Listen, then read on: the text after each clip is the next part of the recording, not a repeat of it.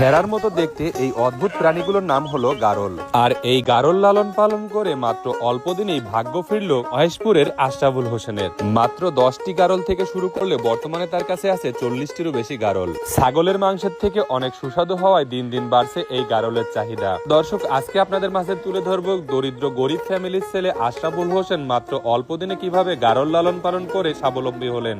আমরা তো দারিদ্র আর কি, খুবই দারিদ্র ছিলাম তো গারল লালন পালন করে মোটামুটি এখন ভালো সচ্ছল ভালো সচ্ছল টাকা পয়সা আসতেছে গারল থেকে? মোটামুটি অনেক ভালো। আপনার সেই আগের সেই কষ্টের দিনগুলো না না, সে তো অনেক আগেই চলে গেছে। এর ভিতরে যখনই আসা হয়েছে তার কিছুদিন পরের থেকেই ওটা গারল আর ভেড়ার মধ্যে পার্থক্যটা কিভাবে বোঝেন? এই বৈশিষ্ট্য আপনার এরা উঁচুই অনেক বেশি বেড়ার থেকে, আর লম্বাইও বেশি, লেজটাও অনেক বড়। তো তেমন কিছু লাগে না। তো এখন তো মাঠ আপনার এই যেসব যে মৌসুম এসেছে, এই মৌসুমে তো সব মৌসুমে মানে আবাদে ভরে গেছে। এখন তো আর মাঠ ফাঁকা থাকবে না, তো বাড়িতে আপনার এই বিচলি খাওয়ানো হয়। প্রথমে কয়টা দিয়ে শুরু করছিলেন? একদম 10-15 টাকা দিয়ে করা হয়। এখন কয়টা আছে আপনার মোট? এখন প্রায় 40। এই বছরে কয়টা করে বাচ্চা দেয়?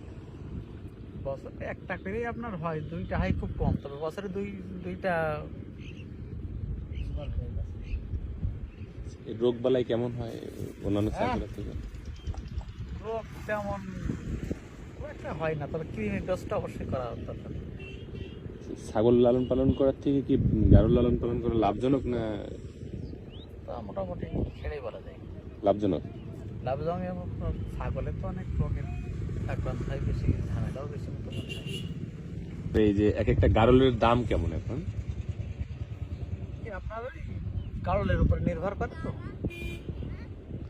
যদি বাচ্চা আপনার ওই 8 থেকে শুরু করে 10, 12, 13 এরকম বেচে কিনা হয়। একটা মা গাড়ল যারা, এগুলো আপনার ওই 15 থেকে 20-25 পর্যন্ত হয়। গারলের দাম বেশি না ছাগলের দাম বেশি? গাড়লের দামই বেশি এসব ছাগলের তুলনায়। ছাগল আপনার ওই যে তুতাপারি ছাগল যেগুলো, ওগুলো রেট বেশি। গারলের মাংসটা মূলত কি ছাগলের মাংসের মতোই নাকি না এর থেকে স্বাদ বেশি? স্বাদ ভালো। ভালো খেয়েছেন আপনি? এই মাংসটা যায় কোথায়? কোথায় যায় এইটা তো বলতে পারবো না, ওরা যারা নিয়ে যায় ঠিক আছে। আর কারা কিনে নিয়ে যায় এগুলো? এই যে আপনার ওই মেহেরপুর অঞ্চলে ওই দোকানটা বেশি আসে। তারপরে এই সাইডের ব্যাপারও আছে, আপনার এই যে যশোরের ব্যাপারই আছে। এই গারলের মাংসের সাথে তো বাংলাদেশের মানুষ অতটা পরিচিত না। না না, এটা খাওয়ার জন্য মানে আপনাদের এখানে আগ্রহ কেমন মানুষের? মোটামুটি ভালো। ভালো। আচ্ছা, এখন যদি নতুন যারা গারল লালন পালন করতে চায় তাদেরকে আপনি কি পরামর্শ দেবেন? ধৈর্য থাকতে হবে প্রথম। পুঁজি বিনিয়োগের পরপরই সেখান থেকে আসার লাইন করলে হবে না, তো কিছুদিন ধৈর্য থাকতে। আজকে আপনার সবাই ইনভেস্ট করলো, কালকেই তো টাকা আসবে না, 6 মাস অপেক্ষা করতে হবে।